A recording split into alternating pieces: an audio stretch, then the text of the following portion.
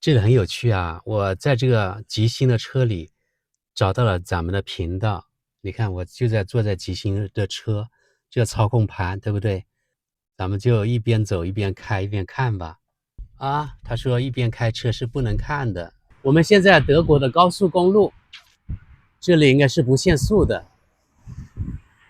我们后面刚才那个货车是波兰的，这是我们这次租的啊，中国的极星2。在高速公路的一个临时休息区，这车开得飞快。这车总体的感觉设计呢，虽然不错，但是有些细节我觉得不太满意。比如说这个拉手啊，已经落后了，对不对？现在一般都是隐藏式的，但是这个呢还是在外面的，大家可以看到，所以显得有点落后了，这个设计的方式。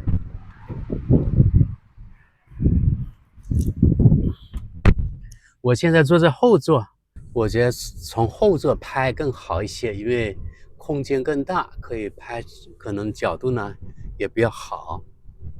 经过一个周末，大概呢可以说说感受了。首先从整个车来说啊，我们2个人或是德国人，我们那个德国家庭的亲戚啊，比如说他的姐姐啊、姐夫，特别是姐姐，他们都觉得，哎呀，中国现在有那么好的车啊，就他们德国人也感到有点意外，因为他们原来从来没有听说过有中国的车，但是这段时间来，德国的那个媒体报的比较多，相当于真的为中国的电动车做了很多广告，所以德国人呢现在就感到，而且现在是亲自见到中国的电动车，而且是我们自己开，或是他自己的弟弟开的，所以从他弟弟口中呢得到一些很好的正面的意见，那他们就对中国的车也相对来说现在意见改观了。这个车啊，就总体来说，从它的那个做工还真的不错啊，开起来的感觉呢就比较稳重，比较结实。因为它本身的车那个重量比较大，所以在高速路我最多我开到165公里的时速每小时，也非常的平稳。然后在150、160的时候，没有感觉到它的噪音特别大。我们都感觉它的那个噪音要比燃油车要小得多。在德国这20-30年，我开过最高档的那个是宝马7系列，然后呢就是我的奥迪 TT。我觉得从噪音来说，应该跟奥迪7没有很大区别，或者奥迪 TT， 我觉得比奥迪 TT 要更安静一些。所以网上说的那个噪音隔音不太好，我是不同意的啊。这是我本人的那个观点。现在我坐在后座，所以呢，我就可以稍微呢仔细看一点这里面的内饰一些细节。我觉得总体来说，这个极星2它的那个做工呀，虽然称得上不错，但是也不是特别的出彩，就是没有特别的亮点。我觉得从内饰来说啊，你看它什么东西都没有，连个网子都没有。不知道是不是因为是租赁公司的车，所以他就没有搞那种网子，你可以放一些小东西，这样对不对？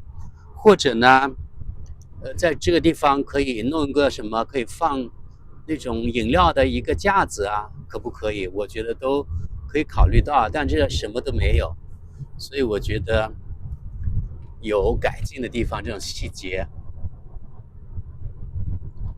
然后前面的空间也是挺大的，我看看后面，因为我自己开过，所以后面这个看过去啊，因为德国要从这个那个镜子，要从这个镜子经常往后看的，所以我觉得它后面这个空间也可以啊，就不会挡住视线。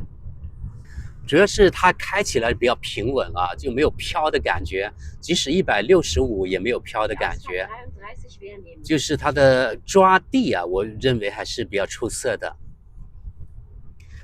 我们今天回科隆的时候，我还跟我这个朋友说，我说原来我那个奥迪 TT 我开的感觉和这个极星差不多，就是真的很稳重。前面堵车了，前面堵车了，德国的高速公路也堵啊。我们前面这个宝马它是比利时的车，从车牌我们看得出来。另外呢，我觉得这个 logo 还是真的很漂亮啊。我觉得有点像那个法国的那个什么车，那个 logo 有点点像。我现在是让我的朋友帮我开车，因为通过他开，他肯定有一些感受，这样我觉得通过他的口中说出来更可信一些。所以等一下我就问他几句啊。Kann ich dich was fragen? Frag mal. Jetzt bist du ein paar hundert Kilometer mit dieser Polestar 2 gefahren. Was ist der Eindruck generell jetzt? Er fährt sich gut und ruhig. Gut und ruhig. Genau, also ist wirklich auch die Verarbeitung ist gut. Also ich merke jetzt keinen Unterschied zu einem deutschen Fahrzeug wie Golf beispielsweise, kann ich jetzt nicht feststellen. Zu Mercedes und so? Mercedes kenne ich nicht, bin ich noch nicht so viel gefahren. Ah, okay. Zu Audi TT, aber Audi hast du ja schon gehabt. Audi TT natürlich ist er wesentlich ruhiger als der Audi TT, wobei das ist ja ein älteres Modell gewesen, der Audi TT. Also wesentlich ruhiger als Audi TT. Wesentlich ruhiger und er zieht auch sehr gut an. Also er beschleunigt schnell, das Elektroauto. Und das ist ganz angenehm. Er fährt auch stabil? Ja. Dieser Stromer? Ja. Selbst das mit dem Strom, dieses Betanken ging halt wesentlich schneller, als ich mir das vorgestellt hatte. Wie lange muss man tanken in Deutschland? Also ich habe jetzt ungefähr, kommt drauf an, wie wenig, also sagen wir so, wenn 25% noch drin sind in der Batterie, ja, dann dauert es ca. 30 Minuten, dann hat er 85%. 85% bis fast 90%. Das ist annehmbar eigentlich, gell? Das ist annehmbar. Und es soll ja sowieso nicht mehr betankt werden als 85% bis maximal 90%. Genau, passt um die auf. Batterie zu schonen. Deshalb bin ich da wirklich sehr zufrieden. Okay. Und was hast du vor diese Stromer gedacht über Elektroautos? Ich fand einfach, es ist zu gefährlich, mit einem Elektroauto zu fahren, weil die Reichweite nicht da ist. Was tue ich denn? Und ich war auch immer der Meinung, ich muss sehr lange warten, um so ein Auto aufzuladen. Natürlich, wenn ich eine andere Ladekapazität nutze, eine andere Steckverbindung mit weniger Power, dann dauert es natürlich länger. Aber wenn ich zu Hause bin und ich stelle das Auto ab und gehe schlafen, dann brauche ich ja gar nicht so viel Power. Das heißt, da reicht vollkommen aus ein normaler Anschluss. Er kann dann 8-9 Stunden laden mit Solarstrom, dann ist es auch günstiger. Ja, und in den vergangenen Monaten oder ein Jahr gab es ja in der deutschen Presse sehr viel über chinesische E-Autos. Ja.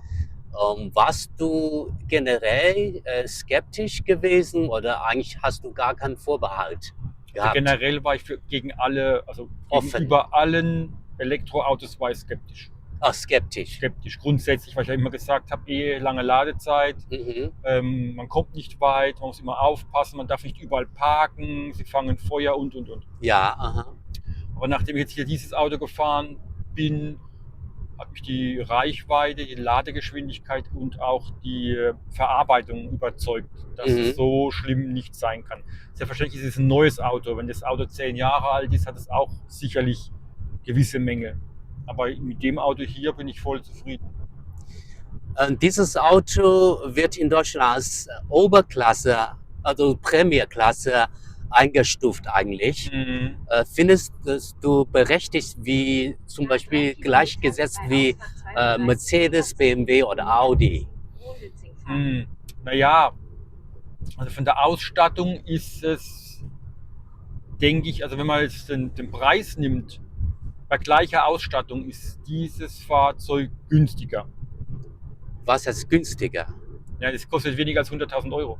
Ja. Bei deutschen Autos musst du den Abstandwarner, also all diese Sonderausstattung muss man ja extra bezahlen. Das ist ja hier alles schon Du meinst, inklusive. Bei diesen Chinesen hatte er mehr Ausstattung. Hat mehr Ausstattung. Für weniger Geld. Er hat Also bei gleicher Ausstattung würde das Auto hier weniger kosten. Ja. Definitiv würde es Mhm. weniger kosten. Deshalb ist das Preis-Leistungs-Verhältnis hier Besser, meinst du? Ja. Okay.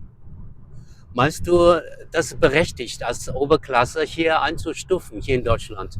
Also ich denke, es hängt ja ab davon, wie die Ausstattung ist. Und dann kann man schon sagen, es ist ein Oberklassenfahrzeug. Definitiv. Kannst du sagen? Ja, kann man Okay. sagen. So.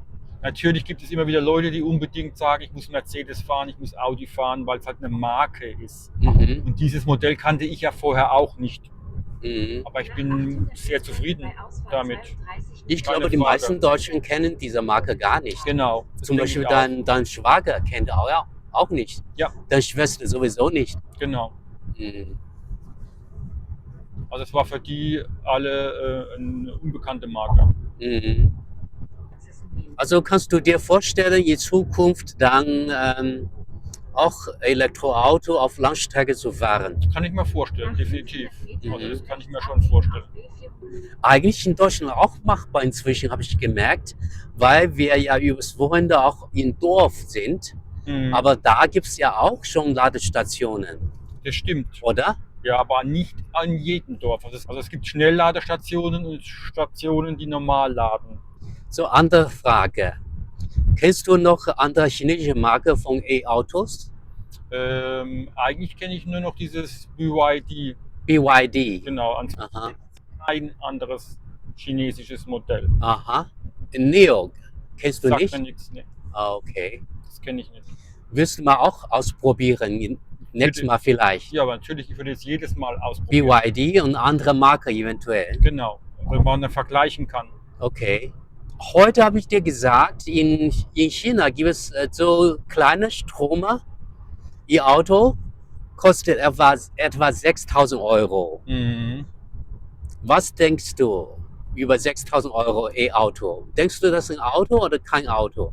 Also für 6.000 Euro für deutsche Verhältnisse kann ich mir das nicht vorstellen. Kannst du dir nicht, Kann ich mir nicht vorstellen, Nicht vorstellen, wie das sein könnte. weil es zu billig ist, zu billig, meinst du? ja. Viel Aha. zu billig. Also kann ich mir jetzt beim besten Willen nicht vorstellen für den Preis. Dass man sowas anbieten kann. Genau. Aha. Wenn man so sieht, oder ich sag dir mal, bei dieser 6.000 Euro in China, Auto ist die Reichweite circa 310 Kilometer oder 300. Wie viel würde in Deutschland kosten, wenn ein deutscher Hersteller das auf den Markt bringt? Also mindestens 10.000, eher mehr. 15.000 bis 20.000 schätze ich. Ja, also 15 bis 20. Genau, also ohne Ja. Prämie definitiv. Ich denke auch eigentlich. Ich glaube nicht, dass sie unter 10.000 Nee. Euro überhaupt Also deutscher Hersteller das bestimmt nicht. schaffen könnten. Ja. Meinst du, so ein Auto, wenn durch diese Crash-Test kommt, dass man in Deutschland gut verkaufen kann? Kommt drauf an, wie die Verarbeitung ist, das kann man so nicht sagen. Ja, die Verarbeitung ist gut in China. Also ich kenne die Marke selber. Aber für den Preis kann ich mir das einfach Nein, nicht natürlich in vorstellen. Europa, nicht in dem Preis. Ich denke, mindestens 15.000 bis 20.000 Euro würde kosten. Ja, warum nicht? Also, wie gesagt, es hängt immer davon ab, Reichweite, Verarbeitung, Qualität, das sind so die Kriterien. Ja. Und dann kann man auch so ein Auto verkaufen in Deutschland. Könnte jedem raten, dass man in Zukunft auch E-Autos fahren? Ja, man darf aber eins nicht vergessen, wenn jeder ein E-Auto fahren würde, dann gäbe es nicht genügend Ladeinfrastruktur Also in Deutschland? in Deutschland. Das Netz ist nicht ausgebaut dafür, um diese Menge an Strom zu transportieren, und Deutschland hat einfach zu wenig Energie. Ich meine, man sieht es ja in den Medien immer wieder, Deutschland hat eine Energieknappheit. Ja. Also wenn jetzt mit wenigen Autos Energieknappheit herrscht, was wäre dann erst, wenn viel, viel mehr Autos, Mhm. Elektrofahrräder, Elektromopeds, also wenn alles elektrisch wäre, das ist in Deutschland Ja. derzeit nicht machbar. Mhm. Auf keinen Fall. Mhm. Die Infrastruktur ist einfach nicht da. Und Mhm. auch die Kapazität, Energie muss auch hergestellt werden. Weder die Mhm. Wind- noch die Solarenergie ist ausreichend vorhanden. Wenn jetzt auch noch die Wärmepumpe dazu kommt, dann, also keine Ahnung, wo der Strom herkommen soll. Ich habe gemerkt, bei diesem Auto, zum Beispiel dieses Steuerungsdisplay, Mhm. für meinen Geschmack ist das Design zu veraltet. Mhm. Zum Beispiel sehr breiter Rand. Ja, Findest du auch? also mich stört es nicht. Echt? Also mich Also stört es stört nicht. mich total zum Echt? Beispiel, ja. Wieso? So altmodisch, nicht modern. Bei mir kommt es auf die Funktion an. Es muss groß sein, damit ich was sehen kann. Ja, Und es muss leicht zu bedienen sein. Also ja. es ist selbsterklärend quasi. Und bisher, wie findest du die Bedienung? Also manche Sachen verstehe ich nicht, Von Logik her. von der Logik her. Okay, Andere Sachen verstehe ich wieder. Also du hast ja selber gesehen, wie wir rumgesucht haben hier. genau, okay. Andere Sachen sind wieder gut. Ich kann kein Fernsehen gucken, kein Video gucken, solange ich Auto fahre. Mhm. Ich kann die Gebrauchsanweisung nicht lesen, solange ich Auto fahre. Ob das so gut ist, weiß ich nicht. Wie findest du die Navigation generell? Also ich finde, vor dir gibt es einen Navi und dann hier rechts auch. Finde gar nicht schlecht. Genau, aber eigentlich würde einer reichen. Aber ich kann den hier zum Beispiel, wüsste ich jetzt gar nicht, wie ich ihn abschalten soll. Ja. Den hier kann ich abschalten, Mhm. wenn ich ihn brauche. Findest du zu viel? Oder Ja, also unnötig? Man, Also sag einer mal davon so. wäre unnötig. Oder zumindest, dass ich einen abschalten kann. Und Aha. ich glaube, den, wenn ich jetzt vor mir habe, das ist den, den ich am meisten nutzen würde. Weil ich ja immer da drauf schaue. So, jetzt haben wir über die positiven Dinge gesprochen. Jetzt hast du irgendwelche Kritik oder Anregungen über diese Polestar 2? Also eigentlich momentan fällt mir nichts ein. Aha. Also bist du generell sehr überrascht, positiv. Genau, ich bin positiv überrascht. Es gibt Okay. nichts, wo ich dran rummäkeln. Dieses Auto wird in China schlecht verkauft, Warum? weil einmal zu teuer, zweitens Okay. vom Design her nicht so modern, sagen die Chinesen. Okay, Teilst du die Meinung? eigentlich nicht. Okay. Nee, also ich finde von der Innenausstattung ist es alles da, wo es sein soll, wo ich es erwarte. Mhm. Und es sieht halt aus wie jetzt so, ja, wie eine Oberklassenlimousine. Das sehen sie Okay. alle bei uns aus. Also Mhm. viele. Wie findest du dann Raum? Ist es groß genug für dich als 1,80 Meter? Also für mich ist es groß genug, 1,80 Meter. Der Sitz lässt sich elektronisch vor- und zurückstellen. Ich kann mir quasi so einen Memory-Effekt einbauen, dass ich sage, dass sich das automatisch einstellt. Das Okay. Einzige, was ich bemängeln würde, Aha. die Rückenlehne, die lässt sich jetzt nicht elektronisch verstellen, die muss ich Stimmt. drehen. Und das ist jetzt so. Muss so, man drehen, gell? Genau, das ist so Mhm. inkonsequent. Ja. Eins geht elektrisch oder elektronisch und eins nicht. Und das ist jetzt, Mhm. ich muss sagen, das ist jetzt nicht, also vielleicht gibt es einen Grund dafür, den ich nicht kenne, aber eigentlich ist es inkonsequent. Okay. Und dann, wir sprechen letzten Punkt, Energiekosten in Deutschland. Ja, Wie hast du bezahlt, wie viel hast du bezahlt für Aufladen? also das ist pro Kilowattstunde 79 Cent. So. Da kommt aber noch 19% Mehrwertsteuer dazu. Oh, Und pro Minute zahlt man für Stehplatzgebühr oder wie auch immer das heißt. Also, mhm. da man diesen Platz ja nutzt, 10 Ja. Cent pro Minute. Pro Minute 10 Cent. Pro Minute Das ist 10 ein Haufen Cent. Geld. Aber maximal 12 Euro Wow. am Tag. Mhm. Findest du das zu teuer? Ich finde es zu teuer. Zu teuer. Zu teuer. Ja. Mhm. Also, ja. Wie vergleichst du dann die Kosten mit Benzin? Also mit allem drum und dran ist es fast gleich. Oder sogar teurer, oder? Weil Ja. du musst ja 19% Mehrwertsteuer drauf Genau. rechnen und diese Minute Blockgebühren. Also Energiekosten sind auch ein sehr wichtiger Faktor, Genau, dass die Leute dafür oder dagegen sind, so oder? ist es. Okay. Ein Elektroauto ist in der Anschaffung schon relativ teuer. Ich Mhm. muss damit rechnen, dass ich nach einer gewissen Zeit die Batterie austauschen muss. Und das Mhm. ist sehr teuer. Ja. Das ist fast, dass ich sagen könnte, ich muss ein neues Auto kaufen. Mhm. So, ich habe gemerkt, zum Beispiel auf Autobahn haben wir sehr wenige E-Autos in Deutschland gesehen. Ja. Was denkst du, was der Grund ist? Der Grund ist das gleiche Gedanken, was ich hatte. Ich muss lange laden, ich Ja. kann nicht weit fahren, ich habe keinen Strom, den ich selber produziere, und all diese Faktoren sorgen dafür, dass viele Leute keine E-Autos nutzen. Ich glaube, viele Leute sind noch skeptisch, Genau. weil sie haben noch keine Erfahrung damit gehabt. So ist es. es ist halt immer noch, da wir keinen eigenen Strom haben, teuer für uns. Ja, viel zu teuer in Viel Deutschland. zu teuer. Energiekosten, Genau. sehr teuer. Ich rechne mal kurz, in China ungefähr, grob gesagt, ungefähr 8 Cent, Eurocent ein Kilowattstunde. Mhm. Das heißt nicht mal ein Zehntel wie in Genau. Deutschland, oder? Genau. Wie gesagt, 79 Cent die Kilowattstunde. Jetzt. Plus 19%, du sagst. Und Genau. plus 10 Cent pro Minute. Genau. Und plus Bearbeitungsgebühr. 35 Cent, aber das ist nur einmalig. Kann Also man ja nicht- vergessen, genau, das Ja. ist nicht so viel. Aber dieser ganze alles, wenn man alles hochrechnet, da macht eine hohe Summe. Natürlich macht es eine hohe Summe. Rentieren würde sich das Ganze nur für jemanden, der tatsächlich den Solar. Strom selber produziert über Solarenergie. Okay. Für den ist es okay. Der fährt abends sein Auto in die Garage, steckt den Stecker rein. Wieso sind die Energiekosten in Deutschland so hoch? 10-mal oder mehr als in China. Warum? Das liegt an der Regierung. Einmal sind wir sehr abhängig gewesen vom russischen Gas. Ja, Da wir kein russisches Gas mehr bekommen durch den Ukraine-Krieg, hat man sehr, sehr, sehr teures amerikanisches Gas importiert, das zur Verstromung genutzt wird. Dann hat man natürlich Atomkraftwerke abgeschaltet, was natürlich auch Blödsinn ist. Ja. So. Und wir haben nicht genügend Windkraft und Solaranlagen, um Strom zu produzieren. Mhm. All diese Faktoren sorgen dafür, dass wir einen wahnsinnig teuren Strom haben.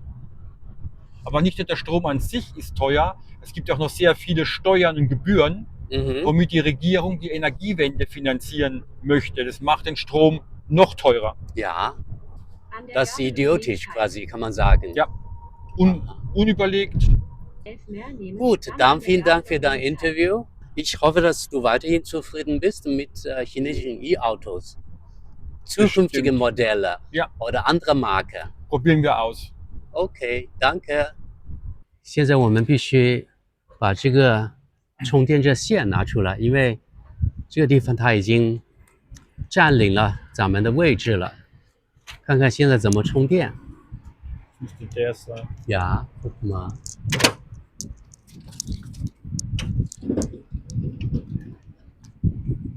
Der nicht? Nee, Das ist der. Der ist es. genau.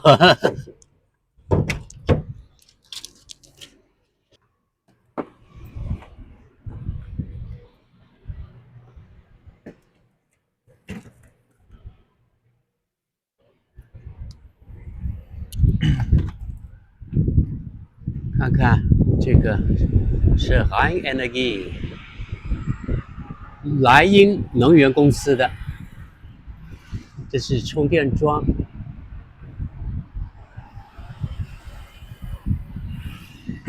Starten 啊，开始充了好像啊。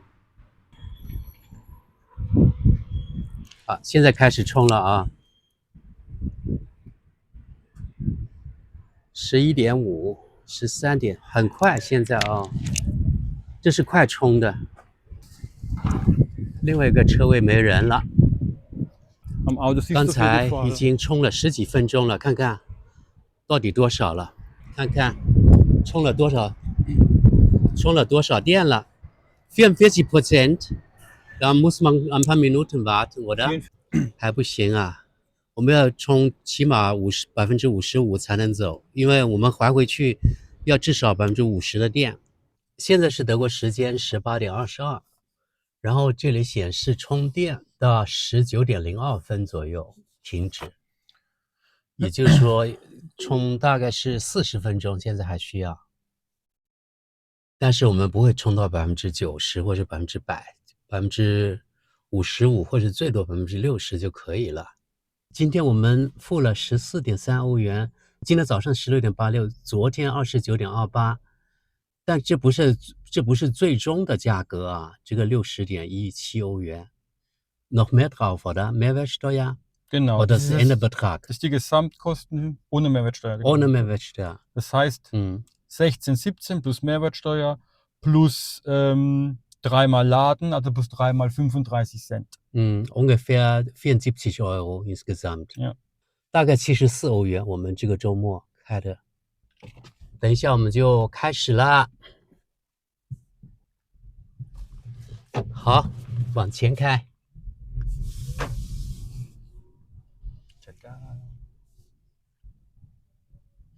我们红灯，现在我就开着去还车了啊。Nach 500 Metern links abbiegen auf Tel Aviv Straße. 我们这个周末一共开了多远啊？我现在不知道，应该是600多公里、700公里左右吧。Ich muss linke Spur nehmen, Genau. sowieso nur eine Spur. Was machen Sie denn da wieder? 啊 Was tun Sie denn da wieder? Baustelle，你看，科隆市区又是这个施工地带。我们这个周末呢，一共开了大概700公里左右，电费花了72欧元，570多块钱。然后我再看啊，是700多，8毛钱1公里啊！你看在德国多贵啊，在中国多少钱？大概这个电费，所以非常贵了啊。他来检查这个车有没有问题。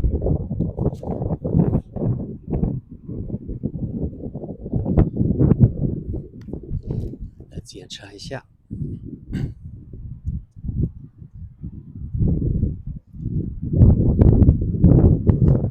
Keine Kratzer, nix, ja? Ja, wir sind schon sehr vorsichtig sind wir gefahren. Und ist der Wagen so schön? Ja, sehr schön, wir sind sehr zufrieden.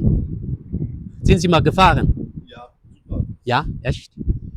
Gefällt mir auch, aber sehr teuer. Wie viel kostet? Steckt mal so um die 100.000, 90.000. Vielleicht sogar mehr. Mhm. Wow. Elektro, ja. Ja. Das war's. Okay, danke schön.